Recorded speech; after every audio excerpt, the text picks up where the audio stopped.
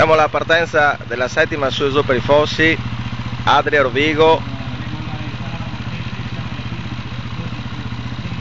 54 km di gara.